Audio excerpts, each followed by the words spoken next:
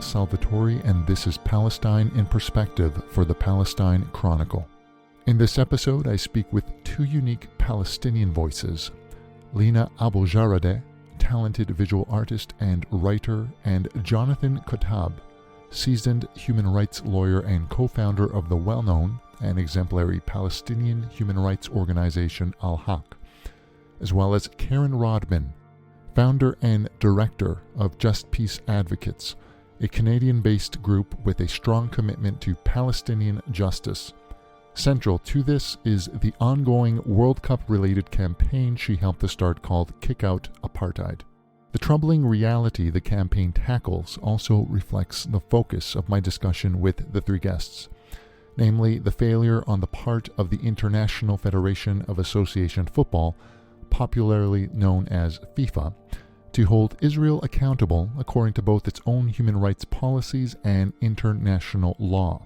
That would effectively involve banning Israel's football team from the association until it dismantles its regime of apartheid, including but not limited to the violent oppression Palestinians have been enduring through Israel's decades-long illegal occupation. Our discussion is the first roundtable I've recorded for Palestine in Perspective. I anticipated it with enthusiasm for this reason, but more importantly, because I knew it meant I would have the privilege of learning from Lina, Jonathan, and Karen in tandem. Through their work, and as you'll hear in their responses to my questions, the three illuminate not only how Israeli apartheid manifests itself and what we can do about it, they do so from diverse angles, ranging from the legal and political to the personal and artistic, not commonly brought together in mainstream discussions about Palestine, let alone as it relates to both Israeli apartheid and football. Here's the discussion. We might be able just to start with the legal aspects of what's happening. If we could begin maybe with Jonathan, I'm wondering if you could shed some light to begin the discussion on how FIFA and international law intersect, and to what extent is FIFA complicit in Israeli apartheid that may warrant banning Israel from FIFA? Yeah. Well, FIFA is actually a collection of national federations of football, called soccer, football clubs throughout the world that are organized on a national basis. So in many ways, it is largely influenced by governments of the different federations. It has its own internal regulations, which are very clear. And for many years, the Palestinians have been trying to get FIFA to follow its own regulations. Part of the essence of these regulations is that each national team or each national geographic country would respect the other countries, would not allow players from its territory to play in other national teams without getting permission from their own nation. So the Palestinians first approached FIFA saying, look, there are these 5 clubs that are in the occupied territories, which are part of the nation of Palestine as far as FIFA is concerned. They're part of our geographic area. And they're playing in the Israeli national team. They're not allowed to do that. Not as clubs and not as players without getting permission from us, which we, of course, do not give. So this is a clear violation of your own regulations that should be handled. That was one issue, but there were 2 other major issues that I think we will address as we go forward. One of them being FIFA's major emphasis against racism and against hate speeches and against discrimination. The whole point of FIFA is you should have national pride, but you should not have hate speech, you should not have racism, you should not have discrimination. So that's there on their slogans, that's there on their activities, that's there on their badges, and they've been very strict in Yes. enforcing that with other countries. Any club that is openly racist, any even fans who would boo somebody because of their racial or national origin get reprimanded, get sanctioned, and get fined. So you have these Israeli teams that are especially Bitar Jerusalem, who are blatant in their anti-Arab racism, who would yell death to Arabs, who would beat up Arab bystanders, who would boo the single Arab player on their national team every time he would get the ball. They would all boo. And it's like, look, this is racism. This is the Right. exact opposite of what FIFA stands for. And so we've asked FIFA to take a position on that racism, particularly of Bitar Yerushalayim. The third issue, and I we could get into that in great detail later, is that the Israeli COGAT, Coordinating Office for the Territories, which controls basically all aspects of life of Palestinians in the occupied territories, has been doing many things that restrict and obstruct Palestinian football, the movement of its parties, the building of its stadia, the day-to-day activities, arrests, shootings, interruptions, etc. So there's a whole bag of practices that we have brought to the attention of FIFA in the past and asked them to interfere. Thank you so much, Jonathan, for that excellent breakdown. I certainly want to return to each as we move on. And actually, just before I go on to Lina, just a quick follow up, Jonathan. I'm wondering if you have any insight into why this exception that FIFA seems to be making or is making for Israel. Well, it's politics. It's simply politics and power politics, and even at the highest level, the governments that are involved in FIFA, sometimes even the Arab governments, have not been supportive of the Palestinian demands to FIFA that are very legitimate demands. Okay. Thank you, Jonathan. So, Lena, I'm just wondering if perhaps you can share a little bit with, I've seen some, as you know, how you've been using art and your creativity to draw attention to a protest against Israeli apartheid with respect to football. Yeah, so the FIFA World Cup, especially this one, given that it's held in Qatar and there's this huge conversation about media hypocrisy and how they approached it being held in Qatar and just all these Arab nations coming together, I felt like it was a really good opportunity to raise awareness on Palestine and really put a spotlight and be able to reach as many people as possible because we have so many football fans that are following the news around the Football World Cup who are now being exposed to Palestine. They're seeing a huge number of Palestinian flags and Palestinian content, and so that's really great. And so I've really been trying to follow the different events in the World Cup and try to respond in a way that sheds light on Palestinians. So, for example, today, an Israeli sniper killed a 16-year-old Jana Zakan. And so the way that I try to shed light on that was that, in football, we have red cards, we have yellow cards. If you break the rules, there's consequences, but Israel continues to kill children without any consequences. Mm-hmm. And so in that way, I tried to draw these parallels. So another drawing that I did was about the German protest that they did.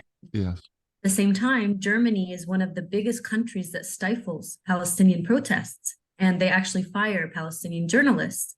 Yes. And so using these parallels, I'm able to, attract people who might not know about Palestine and really educate them about the media hypocrisy and about what's happening in Palestine.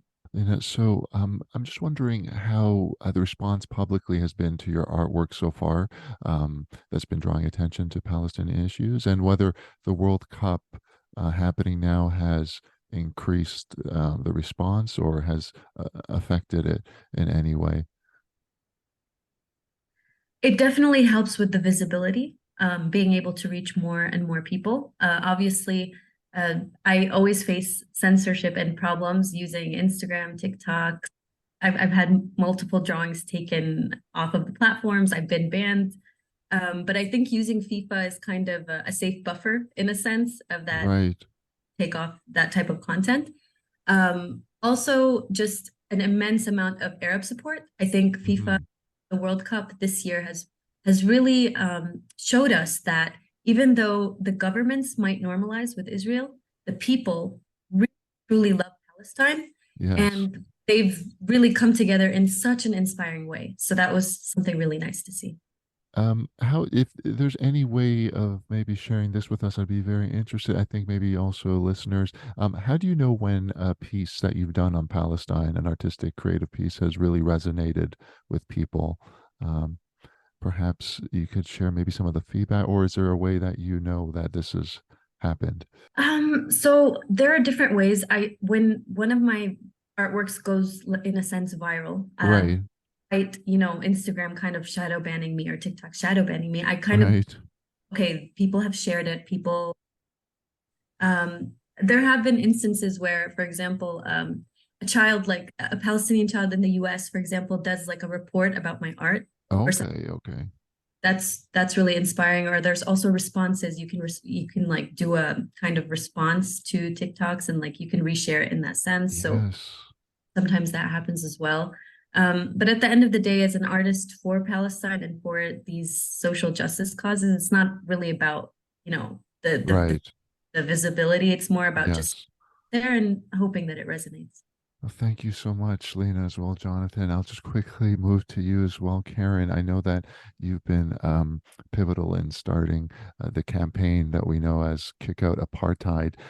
So I'm wondering if you could just speak to that, how you began with the campaign and what it ultimately aims to do. Great. Thank you so much. Yeah, so earlier, I think it was just earlier this year, Jonathan actually had been in Palestine and talking to different people involved with Palestine football. And, the legal work that Jonathan's referenced that happened around FIFA and from the Palestinian Football Association really was happening, I don't know, like maybe 2012 through about 2019, maybe, Jonathan, or so, 18 even. And there were some campaigns at that time, but there hasn't been a lot since. There's been a bit of work on Puma, but there really hadn't been.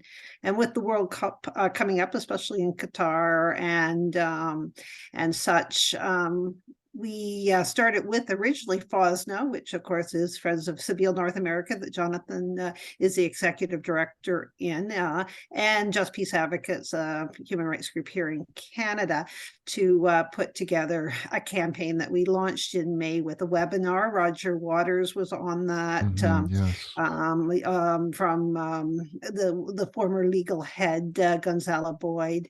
And also it was actually within hours of the funeral of one of the young football players from the Al Qadar team, just outside of Bethlehem, that had been killed. Another of the cousins had been killed. Another young aspiring excellent football player, had been killed by the Israeli military just before that. So we had one of the leaders from that football team on the webinar. So that was kind of the launch. And the idea was, just as Jonathan said, around a specific call around those three points that Jonathan outlined, around the teams in the settlements, around the racism from the Israeli Football Association, and around the military administration in the West Bank in particular, and Gaza, basically in the occupied territory, restricting football and other sports. So the idea being a call to suspend. So with that, organizations all around the world in Palestine, Israeli organizations, of course, but Europe, South America, South Africa, through the western part of Europe, across Canada and other places, joined in to support that campaign. I think around close to 100 organizations fairly quickly, lots of faith groups and civil society groups, as well as Right. Palestinian groups, and about 1,000 people signed on as well. from that, other groups came on board, and we branded the kick out apartheid aspect of the campaign with 4 or 5 main initiators, along with these other organizations. And there's been a number of letter writing, first to FIFA, which I think FOSNA actually did, and then with the European Union, which of course Israel does play in the European Union. They of course had been kicked out of the Asian Union quite a few years back.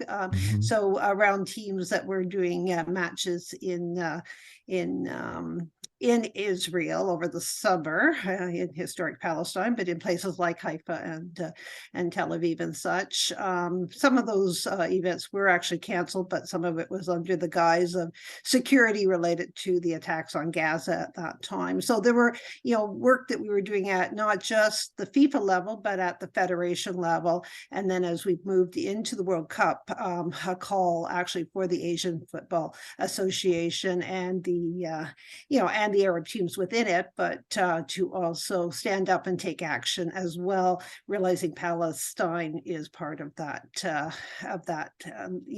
confederation. So that's been kind of some of the work done, and then the website, which I'm sure you will feature, apartheid.org. I will definitely, yes. Great, has been launched, and there's maybe, I don't know, close to 10,000 people at this point following that website, and Lina's art is part of that, and we're just so grateful for being able to connect with Lina on that as well. So that's just a little bit, but certainly it's something meant to go well beyond this World Cup, and certainly meant to go beyond just the world of football as well. Certainly things like the cycling and other sports that are involved in sport washing. I'm wondering if we could connect what you're saying with respect to the third point about what's actually happening on the ground to Palestinian footballers, and if perhaps you can speak to that, like what specifically has the illegal occupation of Palestine, that how has that occupation specifically, or the ethnic cleansing rather, how has that violated the rights of Palestinian footballers, the fans, the larger Palestinian football community, when the World Cup is not happening, say?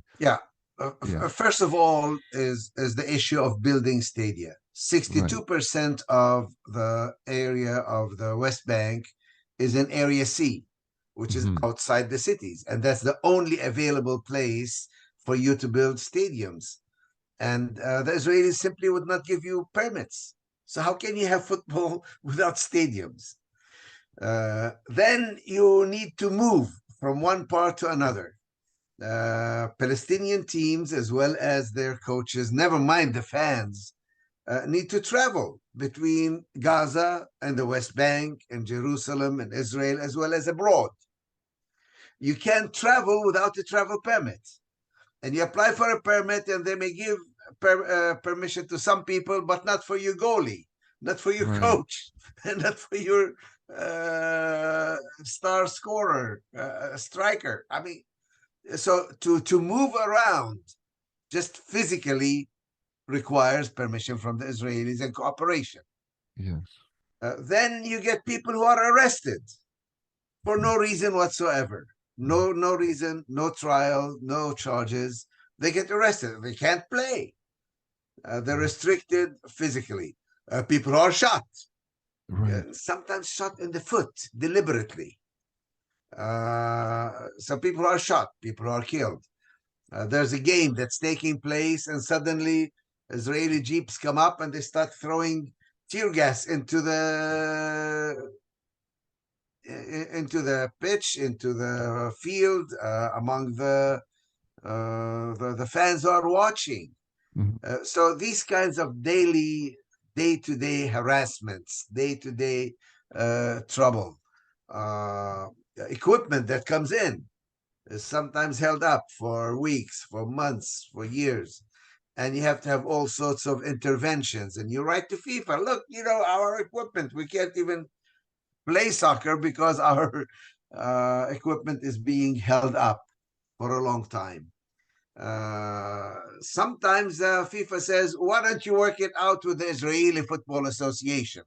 And the Israeli Football Association supposedly needs to be helpful, but more often than not, they just say, they just repeat whatever COGAT tells them. COGAT is the coordinating office for government actions in the territories. Basically, it's the rulers of the West Bank. It's the Israeli civil administration, and it's the Israeli body that coordinates activities of the state of Israel in the occupied territories.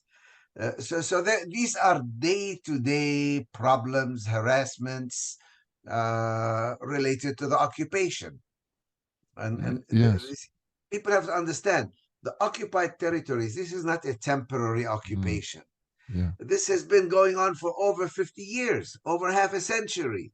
This is a permanent state of affairs where an entire population in West Bank and in Gaza is under the direct rule of a government, not only which doesn't care about their interests, but which is hostile to their daily lives and interests, including sports activities. So, Lina, I'm so curious to know, because these are such, this is an understatement really, but very difficult and upsetting realities that are happening within the world of soccer or football. And I'm wondering whether you find it ever challenging to kind of transmute that into art, because I feel I'd be definitely amiss to, refer to any of these realities as at all inspiring. We use that word so often in art, inspirational, but these are so upsetting. Do you find that a challenge, or do you find that there's something about it that compels you to transmute these realities into art in a way that has the same intensity as if these these realities were not so difficult or were inspirational, say? Yeah, that's a good question. And I don't think many artists get asked that question with this type of artwork. So when I do any artwork, I do a lot of research. I read stories, and I look at a lot of photos, and sometimes they're very graphic photos. So yes.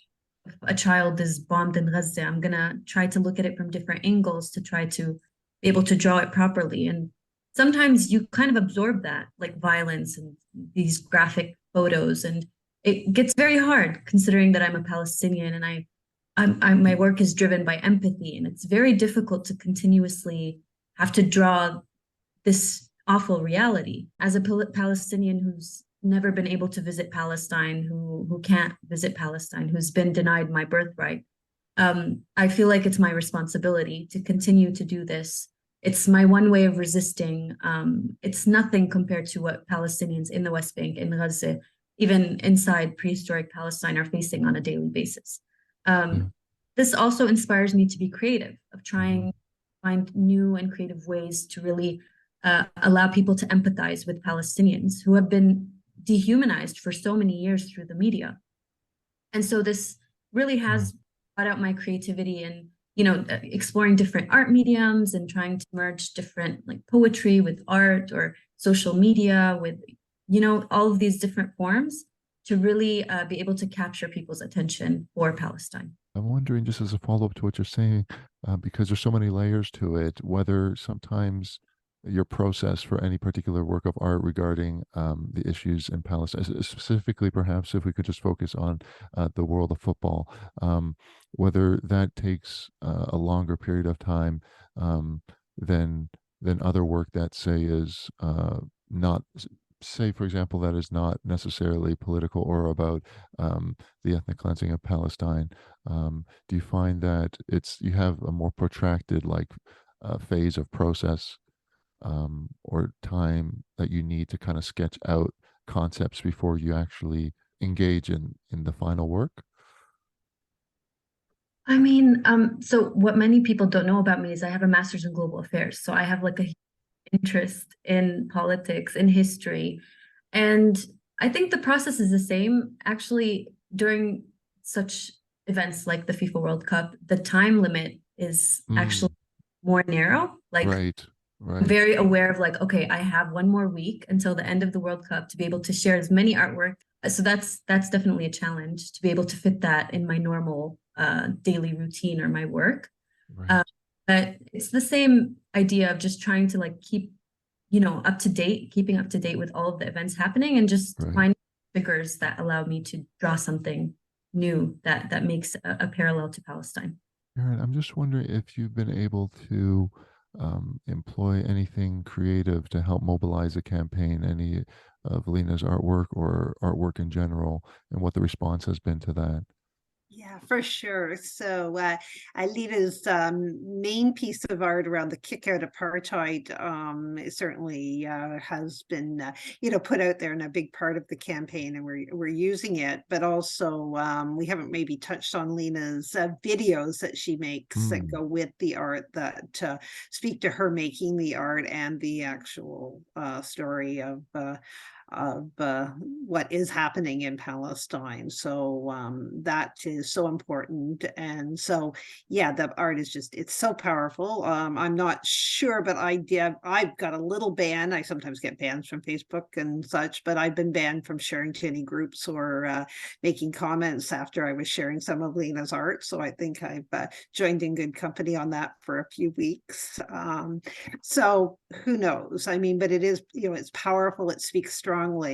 Maybe if I could, I first met Lina when she reached out to me in 2020, I think, yes, in 2020, just as Canada's bid for the United Nations Security was getting ready for the vote, and as the campaign had started, and Lina asked if she could work with us to do some art, and she did the powerful piece with our Prime Minister Justin Trudeau, with two Indigenous women in the background, one from Turtle Island and one from Palestine, and the incredible artwork that Lina had done for that. And Roger Waters picked up on that immediately and put it out on his social media accounts. I mean, so just Lina's awareness of what's going on in the world, and sort of her reach out to those of us who are Palestinian solidarity activists in another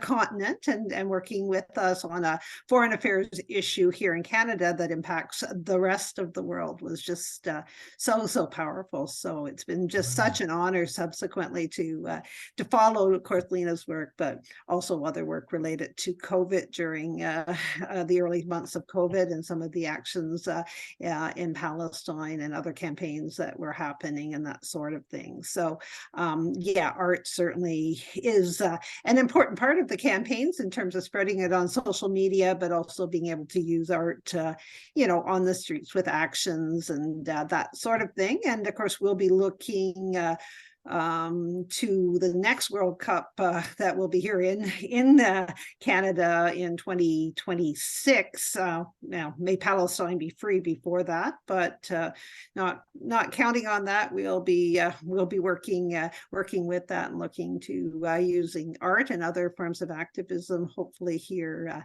in and across English Canada and Quebec as well. So.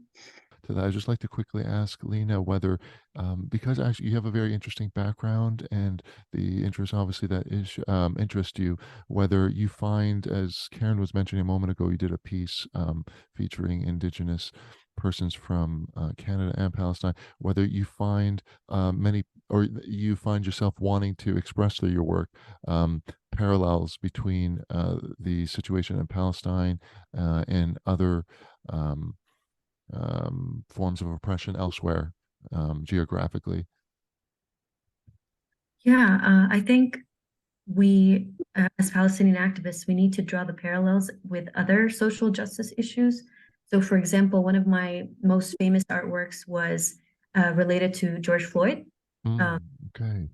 After he was killed. So I drew a parallel between the Native American woman, who was obviously massacred and displaced in the United States, the Black American, like George Floyd, and also Palestinians, especially given that they're the same security tactics or the same police violence. It happens in Palestine and the US. Actually, the Israeli military sometimes trains the American police. And so it was important for me to draw these parallels so that I can show that, Indigenous people suffer all around the world. And this is really about a bigger picture of colonialism and white supremacy. And so when you kind of expand it in that way, you are able to reach more people from all around the world and really connect with them that Palestine is a social justice issue for everyone, not just Palestine. I'm wondering, FIFA's seeing this sort of inaction on the part of COGAT to, for lack of a better phrase, do what's right, to enforce whatever they're supposed to be doing to uphold FIFA standards of human rights. But we don't see that, in other contexts. FIFA is very quick, as we saw at the beginning of this World Cup, to condemn sorts of hypocrisies or double standards or human rights violations elsewhere. But again, not with Israel, not with COGAT. Do you have any insight as to why that's happening politically or legally? Well, I think the Ukraine war had something to do with it. Okay. When the Ukraine war started, there was a huge amount of pressure on FIFA to allow for solidarity with the Ukraine, to sanction Russia and prevent its teams and players from joining FIFA activities. And because until that time, the line that FIFA was using was sports and politics don't mix. Right, We right. are here playing soccer. We are here playing football. Don't get us sidelined, sidetracked by all your different political problems. Let's just enjoy the beautiful game. Let's not get involved in political activity. Well, all of a sudden, you are very involved in political activity.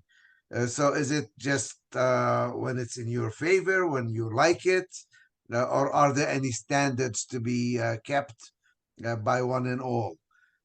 So that created a sudden opening for Yes. political activism. Now, Qatar tried very hard to prevent that activism from bleeding into what's happening in Qatar. In fact, they did a very specific job of preventing, for example, LGBT rights. Anybody with LGBT bands was actually prevented from coming into the stadium, Okay. or their flags or whatever. They were escorted out by security. But with Palestine, it was just so overwhelming. Everybody was coming in. They couldn't keep Yes. the whole popular support for Palestine from manifesting itself. Although they tried a little, and then they Yes. realized that it cannot be done. I'll open this question to everyone because I find this still very disturbing, but still at some level, astonishing. I'm not sure what accounts for, you will have, like, even throughout this World Cup, the Canadian government or the Prime Minister's office condemning Ukraine, speaking in solidarity with various groups, press groups. They never shy away from that. So there seems to be on the surface this impulse to do what's right, to do what's just. But there's just a deafening silence all the time throughout what's been happening during the World Cup to Palestine. And I'm wondering if anyone else has insight as to why that's happening, the Palestinian situation, the ethnic cleansing that people are so afraid to touch. Just because it's so jarring, there's no real excuse if you can use that word, like it's known to our leaders, it's so well documented. I mean, as we're seeing the World Cup, the the world, the Arab world is overwhelmingly in support of Palestine. It's not like they can claim that we're not aware, or this is still not something we're sure about. Like, do you have any? I think it's just clearly a question of not just hypocrisy but power politics. Okay. Power politics. FIFA is run by very powerful interests, by governments. Definitely, there's a lot of money involved in it. We always hear about corruption in FIFA, but I think it's just a question of power politics. who has power, and can they impose their agenda, their will on others, and is there enough popular resistance to prevent that from taking place? I think these are the issues that control whether a particular whether we will hear about a particular issue or not. It's not Yes. the legality, it's not the popularity, it's rather the question of power, who has power and who can impose their agenda or their will on Mhm. other people. What about yourself, Lina? Do you find yourself at all in your work speaking to this double standard? Or even if it's in your poetry, say, do you find yourself being able to express this in a way that has been resonating with other people? Absolutely. And I think that's a core of my artwork, this idea Yes. of Western double standards and where it stems from, especially with the Ukraine war and Right. how governments around the world reacted versus how they react to Palestinians being killed on a daily basis. And even there were people who were comparing the two, but I think Palestine loses if we compare, with the Ukraine, conditions and situations. Palestine, it's a foreign colonizer who has been colonizing Palestine for Yeah. 5 years.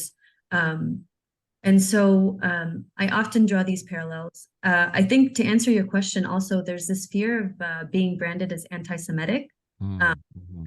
reason for many even individuals. Yes.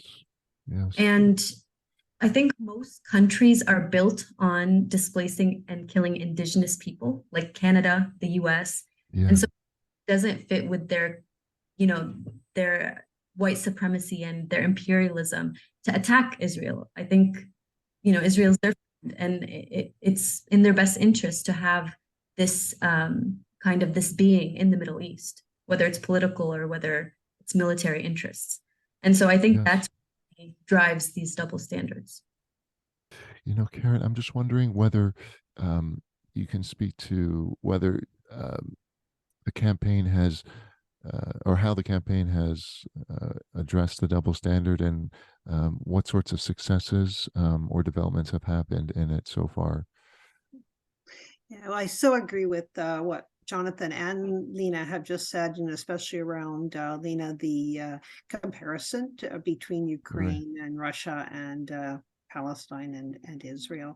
I think the one place that certainly was useful to look at and reflect on was how the European Federation of Football and then FIFA worked together and worked quickly around banning Russia right down to the small, like the local, aspects of their children's program and their women's program, and pulled different events away. All of that is documented on the website related to the letter writing and the campaign specifically at the European Union. But they did the sort of front work, if you follow the timeline, for FIFA, of course. So I think from that perspective, of course, that is important to consider. But as Jonathan has said, power politics. I mean, for Paul and I sitting here in Canada, one just needs to look at the creation of Canada's role in the creation of what was called the Lima Group for Venezuela, which was really set up for some purposes, but a key one was to set up for an International Criminal Court, an ICC investigation related to Venezuela. Meanwhile, Canada maintains that Palestine cannot go forward to the ICC with their case, and maintaining that Palestine isn't a state as Canada observes it, and some other sort of narrative that positions them. So there is like this huge double standard of actually creating a body to take something to the ICC from Canada, while we block the indigenous work of the people that are living in Palestine to take forward a legitimate and decades old situation of settler colonialism and genocide and apartheid. So Yeah. So kind of back to your question on the campaign. I mean, yeah, so those have been important as we sort of had led over the summer, and the double standards piece, towards getting kick out apartheid sort of put forward. And yeah, the idea is that this would be a long-term campaign, that it would, if you go to the website, you'll see, as I mentioned, it's more than football. There's, stopping the Premier Tech, Israel Premier Tech race, and actions around Sylvan Adams in Montreal earlier this summer by some of our colleagues in Quebec, and other things like that. So we're just hoping, people will continue to raise the flag, the Palestinian flag, whether they're in Qatar or whether they're with their own families and friends in watching from home or a local venue, and put that on social media and share with hashtags like kick out apartheid and raise the Palestine flag and other hashtags that are there in the next week. But then going forward, whether it be letter writing, whether it be having flags at local games over next summer and that kind of thing, any of the different actions, quite a few actions that are outlined, that people would engage and join in and be part of a longer movement towards naming sports washing and recognizing there are many groups that have been doing this kind of work in many places around the world, specifically fan teams in places like the UK and a number of countries, France and Spain and Italy, and work in Latin America and South America, like stopped Argentina and Uruguay this year from going to play in the apartheid state. So that work is just so that we can all support each other in the campaigns that we're doing, not just in our own little corner of the world, but try to support each other internationally as well, right, in the work that is underway. Well, thank you so much, Karen. No, I just wanted to mention as an aside, I find all your responses so illuminating. I would love eventually to have individual casts with you all. But this has been a very, I think, informative discussion. And there's so much I think listeners will be able to take away from this. Before we end, though, I'm just wondering perhaps if you can share anything in your work. I know you're all sort of in different worlds, but closely overlapping, the legal, political, and the artistic. What in your work you might be doing right now or intend to do that addresses Israeli apartheid and holding Israel accountable under FIFA? Well,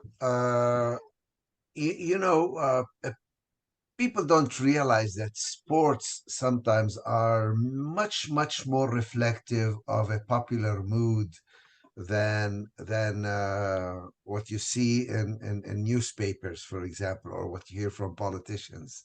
My brother Daoud Kuttab, who's a journalist, tells me he goes to soccer stadiums just to hear what the street really feels. Okay. He says the kind of slogans that you hear in soccer stadiums, you will never see in a newspaper. You'll never hear in a parliament. You'll never hear from pundits and commentators. But that's where regular people go out and express their feelings. And it can be very, very political. One of the things that the World Cup did was, for example, totally undermine the whole concept of normalization and the Abrahamic Accords and things like that. Because while the rulers of the Emirates were hugging and welcoming even very right-wing Israeli politicians like Ben-Gvir and others, the people in the stadium just were very clear. No, we do not accept this. Apartheid is wrong. Nelson Mandela realized the power of sports after the fall of apartheid to bring people together around an African national team that was non-racial and that believed in equality.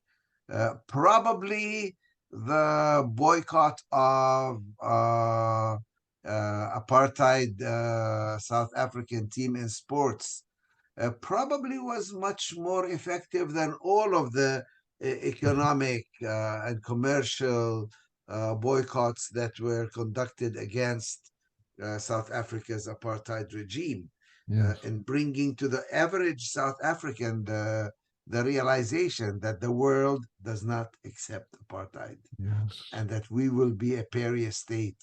We will not be welcome throughout the world. We will be ashamed Yeah. to say we are South African throughout the world until we get rid of apartheid and accept the concept of equality. So sports is very, very important. And I think this World Cup has shown Yes. that to get rid of apartheid, sports can be one of the most important tools in bringing that message across. What about yourself, Lina? The work that you might be doing next on addressing how Israel should be held accountable under FIFA? My goal is just to continuously create new content for Palestine. And I think we saw the power of content in Farha, the new Netflix Yes. movie, Oh, yes. and Right. the huge reaction that Israel had to, a movie that's less than 2 hours, but because Right. the first movies placed on such a popular platform that actually depicted the real happenings of 1948 Nakba. And so many movies and content that show the other side, the Zionist rhetoric or the Israeli side or the struggle of Jews, for example. So this was the first time where we had that narrative actually become something global. And so with the content that I do, no matter how small it is, I know that it's somehow helping with changing the tide and really changing the mindset on a global level. And as Jonathan said, we really saw this in the World Cup and how many flags were raised and how many people even refused to talk to Israeli reporters, even if Arab or Palestinian. And so that was amazing to see that people understand that Israel is a problem and that Palestinians deserve their rights. No, that's an excellent point on it, whether it's sport or a film as part of, I guess, if you can consider it within the larger realm of pop culture, we'll have these like moments where you'll see so much potential for there to be an impact on the state. I mean, we kind of, maybe I feel, if I can just speak for myself only, as journalists, sometimes we fail to see that. We think, the way is through writing article after article, but sometimes you have to really meet people where they're at. And it's not going to necessarily, in my case, be my article. It's going to be in what they're watching, whether it's sports or movies or art even. So, no, thank you for that, Jonathan and Lina. I'm just wondering, Karen, if you can share with us what you might be doing going forward. I'll put a plug in first for Jonathan and Friends of Sure, Steel North sure. America, because I mean, one of the many programs, so you could go on to their website as well. But one of the initiatives that FOSNA has put out with some of the other groups in Christian groups in the United States is Soccer Not Sells, which came out of the detention of Shadi Curry. Is it Curry? Jonathan. He's back home, although he is going through trials at the present time, but not being able to watch soccer because he was one of the 300 or 400 children that well, maybe it's around 200 right now that are in his Israeli prisons at almost any given time. Sometimes the number is more like a few hundred more than that even. So that kind of initiative and tying it into bringing to attention to people, what this means for people in Palestine, for children in Palestine. So that's just one example. In terms of the work here, a lot of our work is watching what's happening within Canada, but linking it very much from an international perspective. So justpeaceadvocates.ca, there's lots of actions and campaigns and information, whether it be on Palestine, Kashmir, or other some other sort of important anti-war, anti-imperialist types of work that we're doing, and also with the Canadian BDS Coalition, bdscoalition.ca, where there's more than 20 groups from across the country that have been working together now more than 6 years on various campaigns related to the aspects of boycott, divestment, and sanction. Those are the things, I guess, just ongoing, a steady beat moving forward to keep that kind of awareness, and certainly very much with the campaign Kick Out Apartheid as well as we go forward. Well, thank you so much, Jonathan, Lina, and Karen, for illuminating all these important issues today. And I'll be sure to make allow listeners to access your site through the synopsis, your work through the synopsis. I'll plug your sites. And, I think just as we go forward, just to continue more work just like this on the legal, political, artistic fronts. Hope you enjoyed the discussion. In the synopsis of this episode, specifically on the Palestine Chronicle website, you'll find important links to Lina, Jonathan, and Karen's important work on Israeli apartheid and/or FIFA's obligation to discipline Israel. Please check them out. They are not only of educational value, but I believe lend themselves well to figuring out how each of us can play some role in the struggle for Palestinian justice within and outside the world of football. As the guests of this episode illustrate, we can do so in ways that reflect our particular strengths, talents, and abilities. Thus, Palestinian justice, however challenging, is about offering what we, as individuals, have within us already to bring about collective and, of course, necessary change. Till next time, I'm Paul Salvatori, and this is Palestine in Perspective.